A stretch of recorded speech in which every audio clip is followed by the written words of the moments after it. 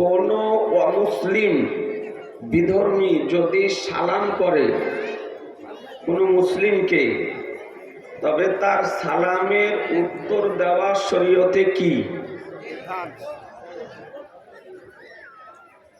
শরিয়াতের বিধান হলো যে কোনো বিধর্মী অমুসলিম যদি সালাম করে তবে তার সালামের উত্তর দেওয়া যাবে না। কথা বুঝে নিলেন? ছোট ছোট করে বলবো, সালামের উত্তর দেওয়া যাবে না। একটু জোরে বলেন না, সালামের উত্তর দেওয়া যাবে না। দ্বিতীয়, আল্লাহকে আমরা আল্লাহ বলে ডাকি। অনেকেই আমাদের মধ্যে বলছে আল্লাহ, ঈশ্বর, গড, ভগবান সবই আর। তো আল্লাহকে কি ঈশ্বর বলে বা গড বলে বা ভগবান বলে ডাকা চলবে? জি না। শরিয়াতের ফতোয়া, আল্লাহকে ঈশ্বর বলাও যাবে না, গড বলাও যাবে না, ভগবান বলাও যাবে না, আল্লাহকে প্রভু বলাও যাবে না। আল্লাহকে যদি ডাকেন তো আল্লাহ বলে ডাকেন। ইংরেজিতে যদি বলেন তো আল্লাহ বলতে হবে, বাংলাতে যদি বলেন আল্লাহ বলতে হবে, হিন্দিতে যদি বলেন আল্লাহ বলতে হবে। আপনি যে ভাষাতে আল্লাহকে ডাকবেন আল্লাহ বলে ডাকবেন।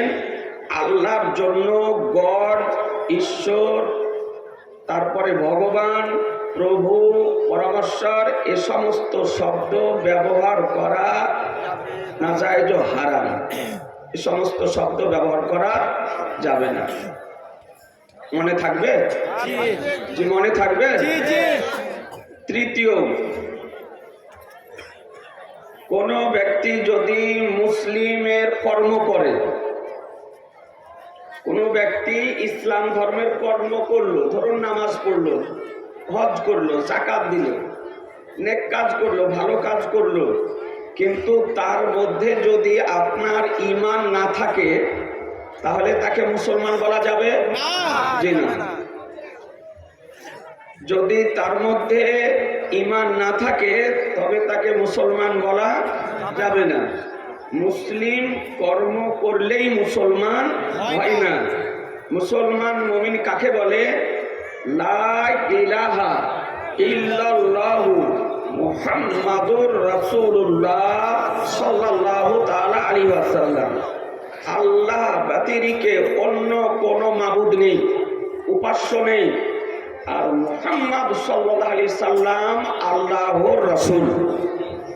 এই কালেমাটির উপরে পূর্ণাঙ্গ বিশ্বাস আনয়ন করতে হবে, অন্তরও বিশ্বাস করতে হবে আর মুখেও স্বীকার করতে হবে। এই জন্য বলা হয়েছে ইকরারুম বিল লিসান ওয়া তাসদীকুম বিল কলব। অন্তরে বিশ্বাস করা আর মুখে স্বীকার করা, তবে হবে মুসলমান। এবার যদি ইসলামিক কর্মগুলি পালন করতে পারে তো আলহামদুলিল্লাহ কার্যকারী হবে। আর যদি পালন না করে তবে গুনাহে কাবিরা হবে, গুনাহে কাবিরা হবে, বিরাট বড় গুনাহ হবে। আর নামাজ, রোজা, হজ, যাকাতকে যদি কোনো ব্যক্তি অস্বীকার যদি করে তবে সে ব্যক্তি কাফের হবে। কথা বুঝতে পারলেন?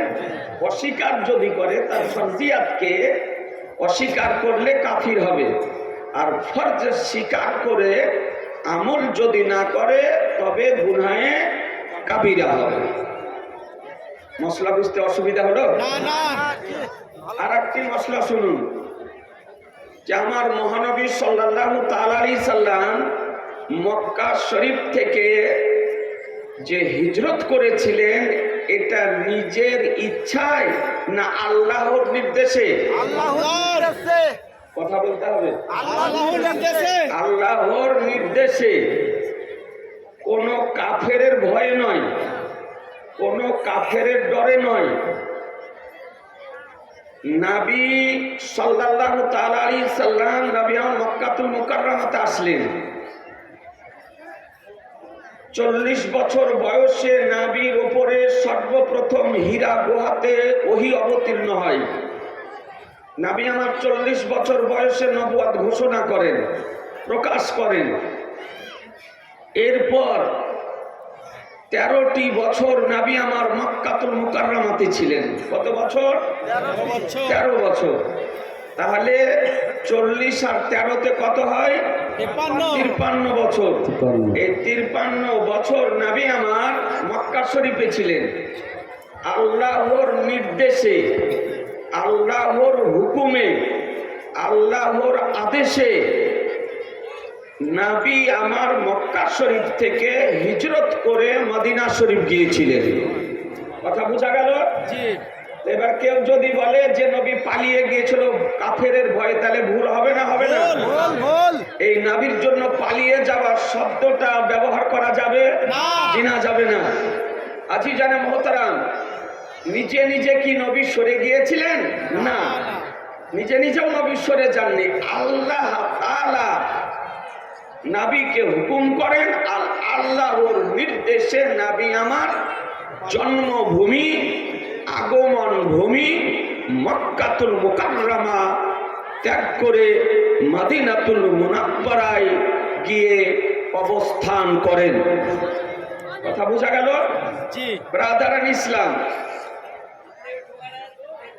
আমার রহমতুল লিল আলামিন পয়গম্বর, দোনো জাহানের মালিক ও মুক্তার, অনেক জ্ঞানী গুণী ব্যক্তি আছেন। শোনেন, আজকে মাদ্রাসার জালসা, খুব ছোট করে আপনাকে দু একটি কথা বলবো। এটা আপনি বুঝতে পারছেন যে একটু লেনদেনের ব্যাপার আছে। আর খাওয়া যদি শুরু হয়ে যায় তো আর টিকি পাওয়া যাবে না, আর কাউকে পাওয়া যাবে না আপনার। এই জন্য খুব ছোট করে আপনাকে শোনায়। হযরত আদম আলাইহিস সালাম থেকে নিয়ে হযরত ঈসা আলাইহিস সালাম পর্যন্ত যত নবী রাসূলগণকে আল্লাহ তাআলা পৃথিবীতে প্রেরণ করেছেন, সমস্ত নবী রাসূলকে মুজিজা দিয়ে প্রেরণ করেছিলেন। মুজিজা দিয়ে প্রেরণ করেছেন। আদম আলাইহিস সালামকে মুজিজা দিয়ে প্রেরণ করেছেন। শীস আলাইহিস সালামকে মুজিজা দিয়ে প্রেরণ করেছেন। হযরত হুদ আলাইহিস সালামকে মুজিজা দিয়ে প্রেরণ করেছেন। মুসা আলাইহিস সালামকে মুজিজা দিয়ে প্রেরণ করেছেন। ইব্রাহিম আলাইহিস সালামকে মুজিজা দিয়ে প্রেরণ করেছেন। ইয়াকুব আলাইহিস সালামকে মুজিজা দিয়ে প্রেরণ করেছেন। ইউসুফ আলাইহিস সালামকে মুজিজা দিয়ে প্রেরণ করেছেন। আইয়ুব আলাইহিস সালামকে মুজিজা দিয়ে প্রেরণ করেছেন। হারুন আলাইহিস সালামকে মুজিজা দিয়ে প্রেরণ করেছেন। ইদ্রিস আলাইহিস সালামকে মুজিজা দিয়ে প্রেরণ করেছেন। হযরত ঈসা আলাইহিস সালামকে মুজিজা দিয়ে প্রেরণ করেছেন।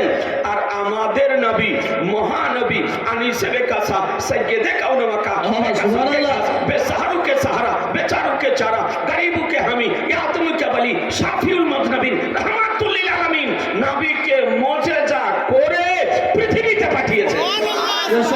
সুবহানাল্লাহ, সুবহানাল্লাহ। আজি জানে মোহতারাম, সমস্ত নবীদেরকে মুজিজা দিয়ে পাঠিয়েছেন, আর আমাদের নবীকে আল্লাহ মুজিজা করে পাঠিয়েছেন। সুবহানাল্লাহ, সুবহানাল্লাহ। একটু জোরে সুবহানাল্লাহ, একটু জোরে সুবহানাল্লাহ। কোরআন বলতেছে, ইয়া আইয়ুহান নাসু কাদ জাআকুম বুরহানুম মির রাব্বিকুম, হে মানব সম্প্রদায়, নিশ্চয় তোমাদের নিকটে আল্লাহর পক্ষ থেকে একটি বুরহান এসেছে, দলিল এসেছে, মুজিজা এসেছে। কোরআন নবীকে বুরহান বলেছে, কোরআন নবীকে মুজিজা বলেছে, কোরআন নবীকে দলিল বলেছে। যে নবী আল্লাহ তাআলা পবিত্র কলমের তালু থেকে নিয়ে মস্তক মুবারকের পবিত্র চুল পর্যন্ত মুজিজা করে নবীকে পৃথিবীর বুকে প্রেরণ করেছেন। এই আজি জানে মোহতারাম, আপনাদেরকে বলতে চাই, এ নবী পাক সাহেবে লাউলাক সাল্লাল্লাহু তাআলা আলাইহি ওয়াসাল্লাম মক্কা শরীফে আসলেন। এ বেরাদার, এ আইয়ামে জাহিলিয়াত, বর্বরতার যুগে নবী আমার আসার পর 40 বছর বয়সে নবী আমার নবুয়ত ঘোষণা করেছেন। 40 বছর বয়সে নবী নবুয়ত প্রকাশ করেছেন। এ বেরাদারান ইসলাম, অনেক অনভিজ্ঞ বক্তা, এইরকম কিছু অনভিজ্ঞ ব্যক্তি নবীর নবুয়তের শ্রেষ্ঠত্বকে উপলব্ধি করতে না পারে, হাদিস ও কোরআন প্রকৃতভাবে অনুধাবন করতে না পেরে অজ্ঞতার মতো, অন্ধের মতন, নির্বোধের মতন কথা বলেছে যে নবী 40 বছর বয়সে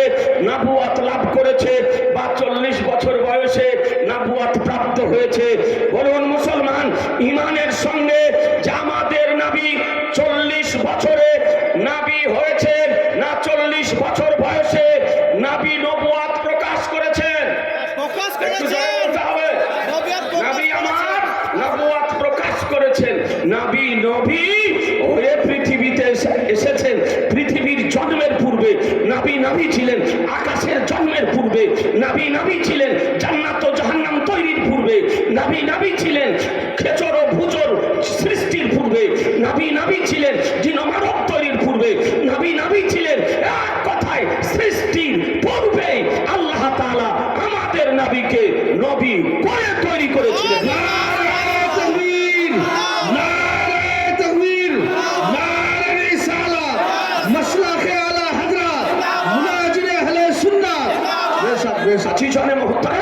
যে নবীর ওসিলাতে আদম আলাইহিস সালামকে তৈরি করা হয়েছে, যে নবীর ওসিলাতে আজকে জান্নাত তৈরি করা হয়েছে, যে নবীর ওসিলাতে আজকে আসমান তৈরি করা হয়েছে, যে নবীর ওসিলাতে ফেরেশতাকে তৈরি করা হয়েছে, যে নবীর ওসিলাতে হুরুল গিলমানকে তৈরি করা হয়েছে, যে নবীর ওসিলাতে হাউজে কাউসারকে তৈরি করা হয়েছে, যে নবীর ওসিলাতে সিদরাতুল মুনতাহাকে তৈরি করা হয়েছে, যে নবীর ওসিলাতে মানবকে তৈরি করা হয়েছে, যে নবীর ওসিলাতে জমিনকে তৈরি করা হয়েছে, যে নবীর ওসিলাতে আজকে দিন ও রাত্রিকে তৈরি করা হয়েছে, যে নবীর ওসিলাতে চন্দ্র সূর্যকে তৈরি করা হয়েছে, যে নবীর ওসিলাতে হাওয়াকে তৈরি করা হয়েছে।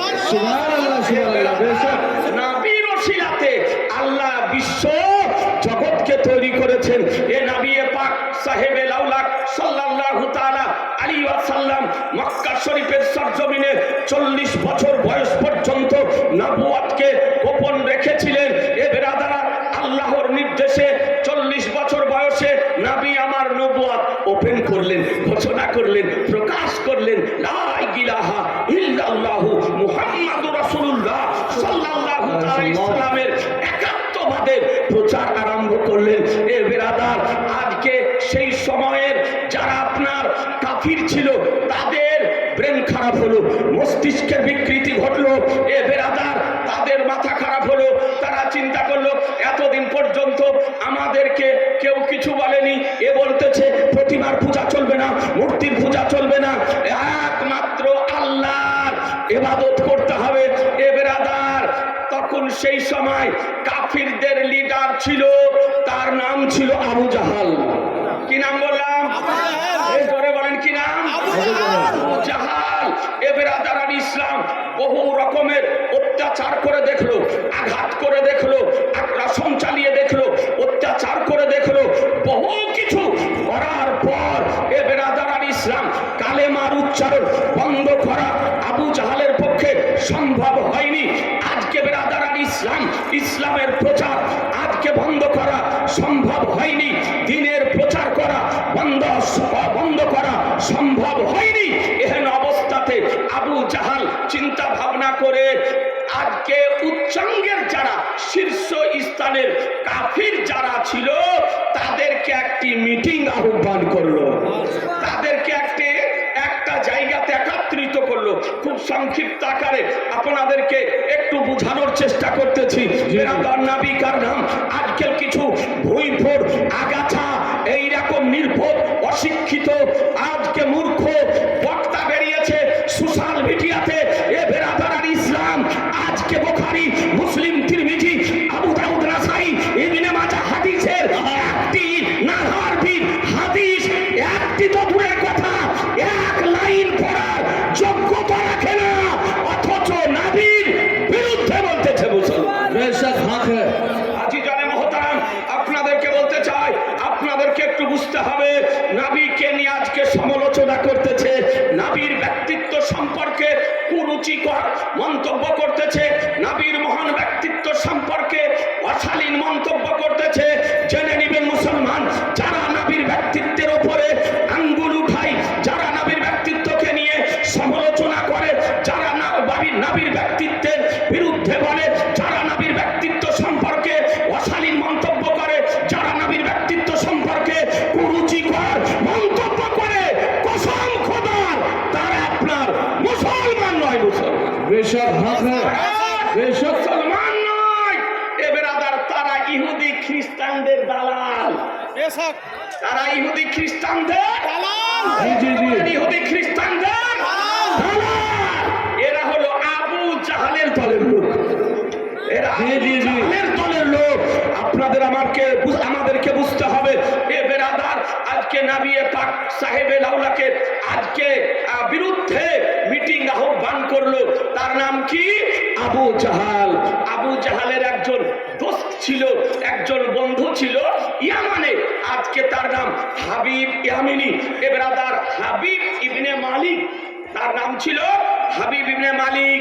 কোরআন শরীফের তাফসিরে নুরুল ইরফানের মধ্যে আলা হযরতের তরজমার উপরে যে মুখতাসার তাফসির লিখেছেন আজকে হাকিমুল উম্মাহ মুফতি আহমদ ইয়ার খান আলাইহি রহমান রিজওয়ান, তিনি এই তাফসিরে নুরুল ইরফানের মধ্যে বর্ণনা দিতেছেন যে তার বন্ধু ছিল, দোস্ত ছিল ইয়ামানে, তার নাম ছিল হাবিব ইবনে মালিক। খুবই বিচক্ষণ ব্যক্তি, প্রভাবশালী ব্যক্তি। তাকে বলে পাঠালো যে তুমি যে ধর্ম করো কে ধ্বংস করে দিতেছে একজন, তাড়াতাড়ি তুমি ইয়ামান থেকে আমার এখানে এসো। তো আপনার ও হাবিব ইয়ামিনী, হাবিব ইবনে মালিক আপনার তাড়াতাড়ি মক্কাতুল মুকাররমা আসলো আবু জাহালের কাছে। তার যারা দলবল ছিল সবকে ডাকলো। তো হাবিব ইয়ামিনী জিজ্ঞাসা করলো যে কি, কেন ডেকেছো? বলে এই ব্যাপার, এই যে মুহাম্মদ নামক ব্যক্তি এসেছে, সে বলছে আমি নবী, আর মূর্তির পূজা করা চলবে না, একমাত্র আল্লাহর ইবাদত করতে হবে। তো আমাদের বাপদাদার যে ধর্ম, পূর্বপুরুষদের যে ধর্ম, একে তো ধূলিসাৎ করে দিতেছে, মিটিয়ে দিতেছে। দিন দিন মানুষ স্বইচ্ছায় গিয়ে কালেমা পড়তেছে। এর একটা ব্যবস্থা করার জন্য তোমাকে ডেকেছি। এর একটা ব্যবস্থা করতে হবে। ব্যবস্থা সব রকমের ব্যবস্থা করে দেখেছে। আবু জাহালের ইচ্ছা যে বাঁশও রাখবো না, বাঁশিও বাজতে দেব না, আজকে তাকে প্রাণে হত্যা করব। এ বেরাদার, তো হাবিব ইয়ামিনী খুব বিচক্ষণ ব্যক্তি ছিল, দূরদৃষ্টি সম্পন্ন ব্যক্তি ছিল। তিনি বললেন যে বলে শোনো, একাই তোমার কথা শুনে আমি সিদ্ধান্ত নেব না, একাই তোমার কথা শুনে আমি সিদ্ধান্ত নেব না, ওকেও ডেকে পাঠাও, উভয়ের কথা শোনার পর আমি সিদ্ধান্ত নেব। একটা বিচক্ষণ ব্যক্তি, দূরদৃষ্টি সম্পন্ন ব্যক্তি, বুদ্ধিমান ব্যক্তি হাবিব ইয়ামিনী। আজি জানে মোহতারাম, আপনাদেরকে বলতে চাই, হ্যাঁ শেষ পর্যন্ত বাধ্য হলো আবু জাহাল আমার দয়ার নবী, মায়ার নবী, রহমতের নবীকে ডেকে পাঠানোর জন্য। রাদার সেই দিন ছিল পূর্ণিমার চাঁদ আকাশে উদিত। রাত্রির বেলায় আবু জাহালের গৃহে, আবু জাহালের বাসভবনে, আবু জাহালের বাড়িতে কাফেরেরা একত্রিত হয়ে বসেছে। আর ওই রাত্রিতে আমার মহানবীকে আপনার ডেকে পাঠিয়েছে। যেমন বার্তা যাওয়া, দুধ গিয়ে বলা, তোমার রহমাতুল্লিল আলামিন পয়গম্বর বিরাদারান ইসলাম সাইয়্যিদুনা আবু বকর সিদ্দিক রাদিয়াল্লাহু তাআলা আনহুকে সঙ্গে নিয়ে ওই রাত্রিতে বেরিয়ে পড়লেন। ও আবু বকর সিদ্দিক, যিনি পুরুষদের মধ্যে সর্বপ্রথম ইসলাম ধর্ম গ্রহণ করেছিলেন, যে আবু বকর সিদ্দিক মক্কা শরীফে নবীর সঙ্গে, যে আবু বকর সিদ্দিক হিজরতের রাত্রিতে নবীর সঙ্গে, যে আবু বকর সিদ্দিক শহর করতে নবীর সঙ্গে, যে আবু বকর সিদ্দিক নবীর মহব্বতে নিজের প্রাণকে উৎসর্গ করে দিয়েছিলেন, যে আবু বকর সিদ্দিক ইন্তিকাল করার পরও রওজাতে নবীর সঙ্গে। সুবহানাল্লাহ, সুবহানাল্লাহ। আফদালু বাদাল আম্বিয়া, নবীগণের পরে মানব সম্প্রদায়ের মধ্যে সর্বশ্রেষ্ঠ হলেন সাইয়্যিদুনা আবু বকর সিদ্দিক রাদিয়াল্লাহু তাআলা আনহু। কমিটি বিন্দুর কাছে আবেদন, যে মেয়েদের বসা, মা বোনদের বসা অসুবিধা হচ্ছে, আপনারা একটু ম্যানেজ করে দেন। মা বোনদের বসা একটু অসুবিধা হচ্ছে, কমিটি বিন্দু যারা আছেন একটু জায়গা করে দেন। যদি কোন শিয়া, কোন খারেজি, কোন রাফেজি, কোন বক্তা, কোন ডাক্তার, কোন মাস্টার যদি সাইয়্যিদুনা আবু বকর সিদ্দিকের ব্যক্তিত্বের উপরে যদি আঙ্গুল তোলে, দেশ নবীর পক্ষের হবে না বিপক্ষের? বলতে হবে নবীর বিপক্ষের হবে। জেনে নিবেন সে নবীর বিপক্ষে। এ বেরাদারান ইসলাম। আর যদি নবীর বিপক্ষে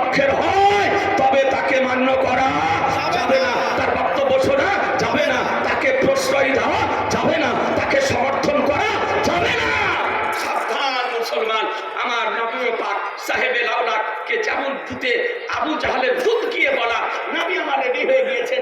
সাইয়েদনা আবু বকরকে নিয়ে আবু জাহালের জায়গাতে উপস্থিত হচ্ছেন।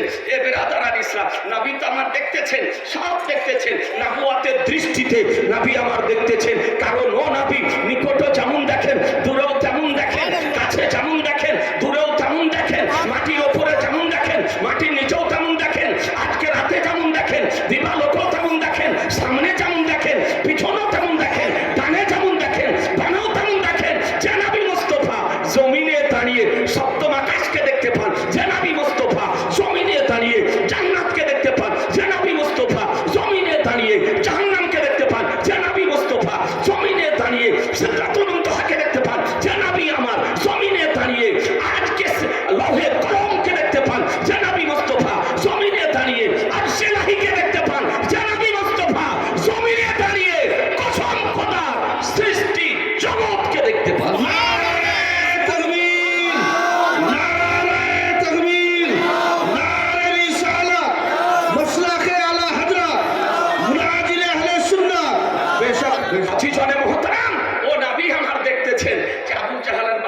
মিটিং বসেছে, আবু জাহলের বাড়িতে কাফেররা একত্রিত হয়েছে।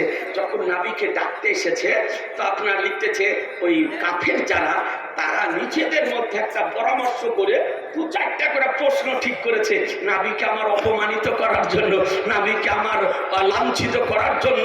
তারা প্রশ্ন ঠিক করেছে যে নবী আসলে অমুক তুই প্রশ্ন করবি, ও প্রশ্ন করবে, সে প্রশ্ন করবে, চতুর্দিক থেকে প্রশ্ন করবে, নবী তাহলে অপমানিত হবে, সকলের প্রশ্নের একসঙ্গে উত্তর দিতে পারে।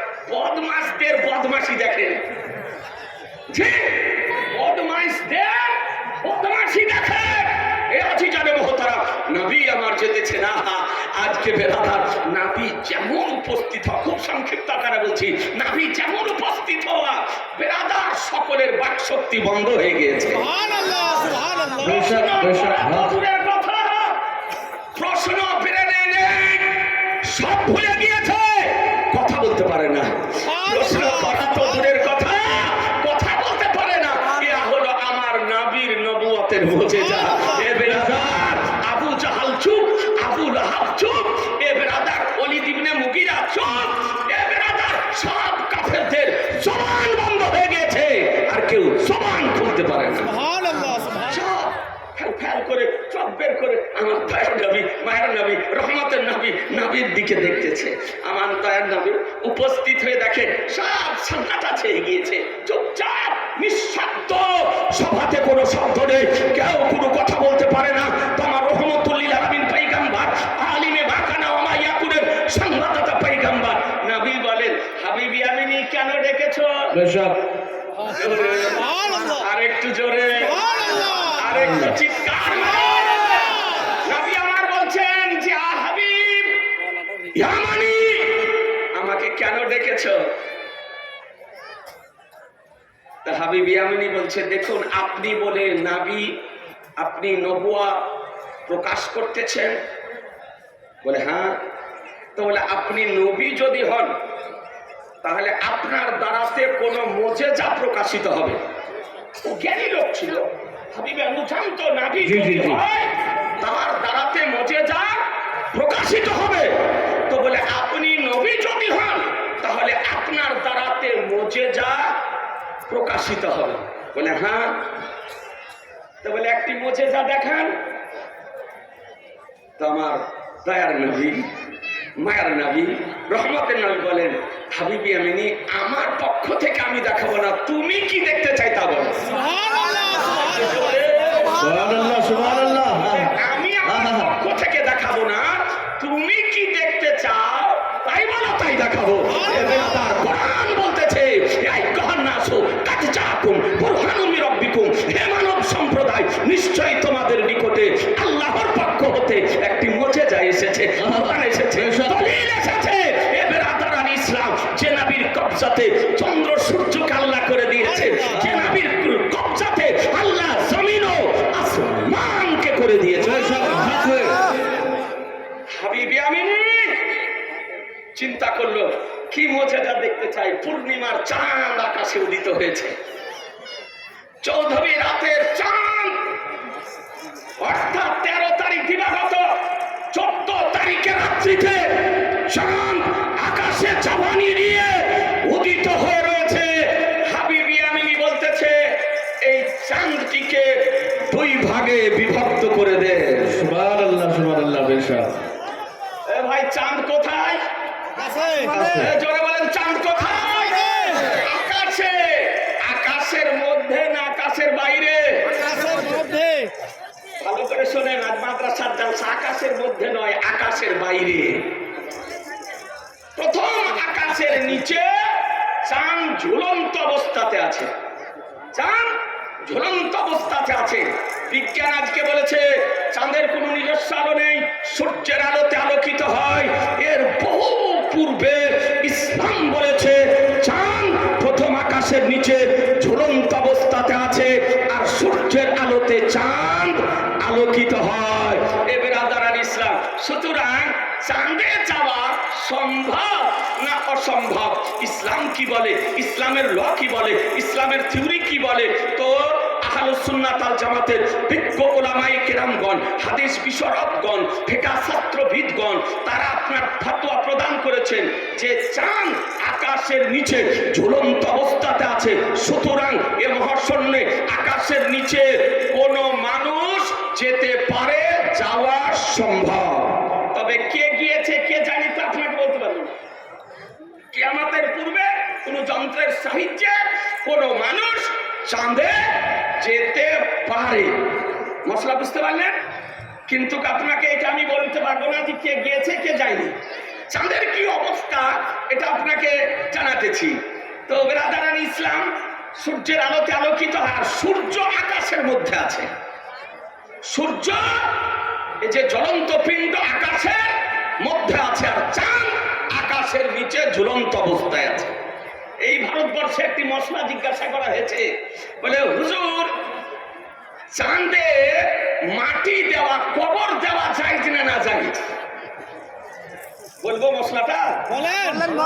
বলছেন না যে এই ভারতবর্ষে জিজ্ঞাসা করা হয়েছে, বলে হুজুর কোন ব্যক্তি যদি পৃথিবীতে মারা যায় তাকে বহন করে নিয়ে গিয়ে চাঁদে মাটি দেওয়া যায় না না যায়? তো উত্তর দিতেছেন ফিকহ ছাত্রবিদ ফাকিহে মিল্লাহ মুফতি জালালউদ্দিন আহমদ আমজাদি রাহমাতুল্লাহ আলাইহি বলে, শোনো, চাঁদ যদি কোনোদিন বসবাসের উপযোগী যদি হয়, আর সেখানে যদি কোনো মানব বসবাস করে, আর সেখানে মারা যদি যায়, তবে তাকে চাঁদে কবর দেওয়া যায়। কথা বুঝে নিলেন? আর যদি পৃথিবীতে কেউ মারা যায়, বোম্বাই মারা গেল, দিল্লিতে মারা গেল, রাশিয়াতে মারা গেল, ব্রিটেনে মারা গেল, আমেরিকাতে মারা গেল, লন্ডনে মারা গেল, যদি কেউ মারা যায় একে বিমানে করে বহন করে নিয়ে যাওয়া মাকরুহ। এখান থেকে ওকে বহন করে নিয়ে যাওয়া চলবে না। তবে চাঁদে যদি মারা যায় তবে চাঁদে কবর দেওয়া, মাটি দেওয়া চাই। আচ্ছা, চাঁদ কি এখন বসবাসের উপযোগী? জি না, চাঁদ এখন বসবাসের উপযোগী নয়। অনেকে শিক্ষিত ব্যক্তি আছেন, জেনারেল শিক্ষিত ব্যক্তি, ভালো করে শোনেন, চাঁদ এখনো বসবাসের উপযোগী নয়। বলে কেন? বলে চাঁদের পৃষ্ঠে যদি দীপালোকে কোনো প্রাণীকে বা কোনো জীবকে পাঠানো যদি হয়, এত গরম যে মোমের মতন গলে যাবে। দিনের বেলায় চাঁদে এত গরম যে আপনার মোমের মতন গলে যাবে, আর রাত্রিতে যদি কোনো জীবকে বা প্রাণীকে পাঠানো হয় এত শীত যে বরফের মতন জমে যাবে। সুতরাং চাঁদ এখনো বসবাসের উপযোগী নয়। না দিনে বাস করা যাবে, না রাতে বাস করা যাবে। চাঁদ কত দূরে? প্রথম আকাশের দূরত্ব জমিন থেকে 500 বছরের পর। একবার সুবহানাল্লাহ বলবেন না? উটের চালে যদি চলা যায় তবে জমিন থেকে প্রথম আকাশের দূরত্ব 500 বছরের পর। এ বেরাদারান ইসলাম, তাহলে 500 বছরের অধিক দূরে চাঁদ অবস্থান করতেছে। মক্কাতুল মুকাররমা থেকে হাবিব ইয়ামিনী বলতেছেন যে আপনি নবী যদি হন তো চাঁদকে দুই ভাগে বিভক্ত করে দেন। এ বেরাদারান ইসলাম, আপনাদেরকে বলতে চাই, যেমন হাবিব ইয়ামিনী বলা, এ বেরাদার উঠিয়ে দেখুন বুখারী শরীফের হাদিস শরীফ দ্বিতীয় খণ্ডে আব্দুল্লাহ ইবনে মাসউদ রাদিয়াল্লাহু তাআলা আনহু হতে বর্ণিত হয়েছে আন ইবনে মাসউদিন قال ان شق القمر على هدي رسول الله صلى الله تعالى عليه وسلم فرقتين فرقه فوق الجبل فرقه طوله قال اشهدوا একবার সুবহানাল্লাহ সুবহানাল্লাহ সুবহানাল্লাহ। ইমাম বুখারী রাহমাতুল্লাহ আলাইহি হাদিস নকল করেছেন ইবনে মাসউদ থেকে বর্ণিত যে নবী পাক সাহেবে আওলাদ সাল্লাল্লাহু তাআলা আলাইহি ওয়াসাল্লামের জামানায় চাঁদ দুই ভাগে বিভক্ত হয়ে গিয়েছিল। জোরে কয় ভাগে? দুই ভাগে। জোরে বলেন কয় ভাগে? দুই ভাগে বিভক্ত হয়ে গিয়েছিল। এক ভাগ পাহাড়ের উপরে আর আরেক ভাগ পাহাড়ের নিচে। এ বেরাদার এতটা দূরত্ব হয়ে গিয়েছিল মনে হচ্ছে চাঁদের মাঝখানে একটা পাহাড় দাঁড়িয়ে আছে। এ বেরাদার এত দূরত্ব হয়ে গিয়েছিল। এ বেরাদার নবী আমার বলেন ইশহাদু তোমরা সাক্ষ্য থেকে যাও যে আজকে নবীর আঙ্গুলের ইশারাতে জমিন থেকে মক্কাতুল মুকাররমার সরজমিন থেকে আজকে আনিসে বেকাসা সাইয়্যিদে কাউন মাক্কা বেশাহরুকে সাহারা বেচারুকে চারা গরিবুকে হামি ইয়া তুমিকে বলি শাফিউল মুযনাবিন রাহমাতুল লিল আলামিন আঙ্গুলের ইশারা করেছেন। কসম খোদা চাঁদের কলিজা ফেড়ে গিয়েছে। সুবহানাল্লাহ সুবহানাল্লাহ। চাঁদের কলিজা ফেড়ে গিয়েছে। নবী আমার বললেন যে সাক্ষ্য থেকে যাও গাওয়া থেকে যাও। এ বেরাদার আল ইসলাম এ ওয়ালিদ ইবনে মুগিরা আবু জাহল ইবনে হিশাম এ বেরাদার আর অন্যান্য কাফেরা বলল যে এত বড় জাদুকর দেখিনি। এ ইবনে আবি কাবাসা এর জাদু তার মানে জাদু ভুলকি লাগিয়ে দিয়েছে আমাদেরকে। জাদু করে দিয়েছে। আদৌ চাঁদ দুই ভাগে বিভক্ত হয়নি, আমাদের চোখে দেখছে যে চাঁদ দু ভাগে বিভক্ত হয়েছে। জাদু আপনি আসলে দেখছেন টাকা কিন্তু আসলে টাকা নয়। এই জাদুর দ্বারাতে হয় না। ঠিক একটু কথা বলে যে হয় না। ওয়ালিদ ইবনে মুগিরা আবু জাহল তার দলবল এত বড় জ্বলন্ত মুজিজা দেখার পর বিশ্বাস করতে পারলো না। ও ভাবলো যে এটা হলো জাদু। বলে দাঁড়াও আমাদের চোখে ভুলকি লাগাতে পেরেছো, আমাদের সামনে জাদু করতে পেরেছো, তাই বলে জগতের তো চোখে ভুলকি লাগাতে পারোনি, জাদু করতে পারোনি। গিয়েছে বিদেশ সফরে গিয়েছে তাদের কাছ থেকে তাদেরকে জিজ্ঞাসা করি যে তাদের তো আমাদের জাদু করতে পেরেছো কিন্তু বাইরে যারা আছে তাদের তো জাদু করতে পারোনি। এ বেরাদার কিতাবের মধ্যে বর্ণিত হয়েছে যে বিদেশ থেকে যখন আপনার বক্তব্য আসলো জিজ্ঞাসা করা হলো তারা বলেছিল বলে হ্যাঁ হ্যাঁ আমরাও দেখেছিলাম যে আজকে রাত্রিকালে চাঁদ দুই ভাগে বিভক্ত হয়ে গিয়েছিল। সুবহানাল্লাহ সুবহানাল্লাহ।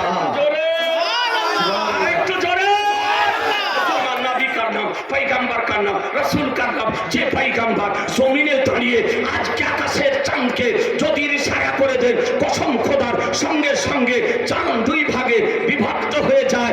এ বেরাদার আজকে বলতে চায় আর নবীর বোঝেছা হাবিবি আমিনও দেখলো, আবু জাহালও দেখলো, ওয়ালিদ ইবনে মুগিরাও দেখলো, কাফেরেরা দেখলো।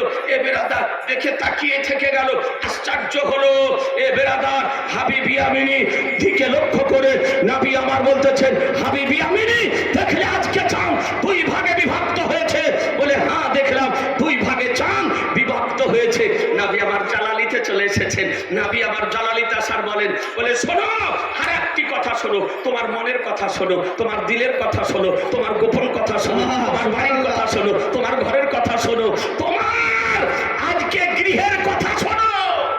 বেশক যেমন নবী বলেছেন তোমার গোপন কথা, বাড়ির কথা, ঘরের কথা শোনো। হাবিবি আপনি চোখ বের করে দেখতেছে যে আমার বাড়ির কথা কি বলবেন, ঘরের কথা কি বলবেন, মনের কথা কি বলবেন, গোপন কথা কি বলবেন, নবী আমার কি বলবেন। তো আমার রহমতুল লিল আলামিন পয়গম্বর আলী বেবাকাদা ওমা ইয়াকুনের পয়গম্বর সংবাদদাতা পয়গম্বর নবী বলে হাবিবি আমিনী শোনো, ইয়ামান থেকে এসেছো, তোমার বাড়িতে একটি অসুস্থ কন্যা আছে যে হাত পা থেকে আজকে অপারগ, যে আজকে তার হাত পা হচ্ছে বেকার বেরাদার হাত পাতার চলে না, হাতে ধরতে পারে না, পায়ে চলতে পারে না, এইরকম একটি অক্ষম মেয়ে তোমার আছে। মেয়ের চিকিৎসা করিয়েছো, এলাজ করিয়েছো, হেকিম দেখিয়েছো, ডাক্তার দেখিয়েছো, কবিরাজ দেখিয়েছো, কিন্তু মেয়েকে সুস্থ করতে পারোনি। তবে বাড়ি গিয়ে দেখো তোমার মেয়ে সুস্থ হয়ে গিয়েছে। সুবহানাল্লাহ, সুবহানাল্লাহ। জোরে, আরেকটু জোরে। হাবিবি আমিনি ওই জায়গাতে নবীর কদমে পড়ে গিয়ে বলতেছে, ইয়া রাসূলুল্লাহ, কালেমা পড়িয়ে দিন, মুসলমান বানিয়ে দিন। এ বেরাদার, আমার রহমতুল লিল আলামিন পয়গম্বর আবু জাহালের সামনে, ওয়ালিদ ইবনে মুগীরার সামনে আজকে ইসলামের কালেমা লা ইলাহা ইল্লাল্লাহু মুহাম্মাদুর রাসূলুল্লাহ সাল্লাল্লাহু আলাইহি সাল্লাম পড়ে মুসলমান বানিয়ে দিলেন। সুবহানাল্লাহ, সুবহানাল্লাহ। মুসলমান বানিয়ে দিলেন। এ বেরাদার, হাবিবি আমিনি মুসলমান হলেন, সাহাবী হলেন। আবু জাহাল দেখলো দেও করতে বাধ্য হলো। জি জি জি। নাবিকে জব্দ করার জন্য ডেকে নিয়ে আসলাম, তো সেই নাবির নিকটে জব্দ হয়ে গেল। আজকে বেরাদার, এ নাবির কালেমার উচ্চারণ বন্ধ করার জন্য নিয়ে আসলাম, আর উনি যেই কালেমা পড়ে মুসলমান হয়ে গেল। এ বেরাদার, আজকে সেখান থেকে হাবিবি আমিনি নাবির নিকট থেকে বিদায় নিয়ে বাড়ির দিকে দৌড়তে আরম্ভ করতেছেন। সকাল বেলায় গিয়ে এ বেরাদার আর ইসলাম উপস্থিত হলেন বাড়ির দরজাতে। আজকে হাবিবি আমিনি আওয়াজ দিতেছেন, মেয়ে অক্ষম মেয়ে, অক্ষম মেয়ে, অসুস্থ মেয়ে, সুসজ্জিত হয়ে সুস্থ অবস্থায় বাড়ির দরজা খুলতেছে। সুবহানাল্লাহ, সুবহানাল্লাহ। চিকিৎসা করে ভালো হয়নি, এলাজ করে ভালো হয়নি, ডাক্তার দেখিয়ে ভালো হয়নি, কবিরাজ দেখে ভালো হয়নি, হেকিম দেখিয়ে ভালো হয়নি। এ বেরাদার, মেয়ে সুস্থ হয়ে সক্ষম অবস্থায় বাড়ির দরজা খুলতেছে। এ বেরাদার আর ইসলাম আর কালেমা পড়তেছে, লা ইলাহা ইল্লাল্লাহ মুহাম্মাদুর রাসূলুল্লাহ, লা ইলাহা ইল্লাল্লাহ মুহাম্মাদুর রাসূলুল্লাহ, লা ইলাহা ইল্লাল্লাহ মুহাম্মাদুর রাসূলুল্লাহ। এ বেরাদার, এইরকম কিছু হুইফোর বার্তা বেরিয়েছে, এইরকম কিছু হারাম কর বার্তা বেরিয়েছে। ও বলে 6 মাস ধরে হাদিস খুঁজে আপনার কালেমা পাই না, লা ইলাহা ইল্লাল্লাহ মুহাম্মাদুর রাসূলুল্লাহ বলে খুঁজে পাই না। হতবাক লাগে। এ বেরাদার আর ইসলাম, আপনাদেরকে বলতে চাই, মুসলিম শরীফ উঠিয়ে দেখুন, একসঙ্গে লেখা আছে লা ইলাহা ইল্লাল্লাহ মুহাম্মাদুর রাসূলুল্লাহ। খাসাইসুল কুবরা উঠিয়ে দেখুন, একসঙ্গে লেখা আছে লা ইলাহা ইল্লাল্লাহ মুহাম্মাদুর রাসূলুল্লাহ। জান্নাতের দরজাতে লেখা আছে লা ইলাহা ইল্লাল্লাহ মুহাম্মাদুর রাসূলুল্লাহ। তোমার গাছের পাতাতে লেখা আছে লা ইলাহা ইল্লাল্লাহ মুহাম্মাদুর রাসূলুল্লাহ। ফুলের সিনাতে লেখা আছে লা ইলাহা ইল্লাল্লাহ মুহাম্মাদুর রাসূলুল্লাহ। কেলমানের পেছানিতে লেখা আছে লা ইলাহা ইল্লাল্লাহ মুহাম্মাদুর রাসূলুল্লাহ। এ বেরাদার ইসলাম, জান্নাতের গেটে লেখা আছে লা ইলাহা ইল্লাল্লাহ মুহাম্মাদুর রাসূলুল্লাহ।